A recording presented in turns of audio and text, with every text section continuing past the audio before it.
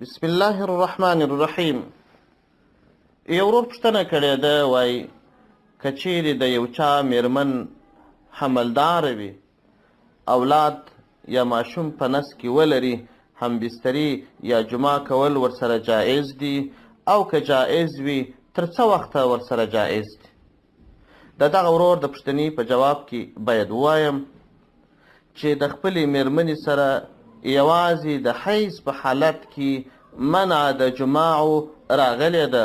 که ښځه په میاشتنۍ ناروغي یا حیض کې نه وي، که حملداره وي که حملداره نه وي، هر وخت جماع ورسره جایز ده، او په شریعت مقدسه کې کوم حد نه دی ورته ټاکلی چې دغه وخت جایز نه ده.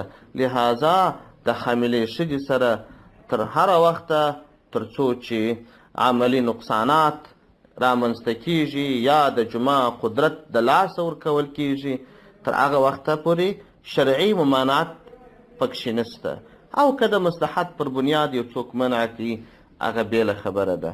فتاوای محمودیه 40 جلد صفحه 423.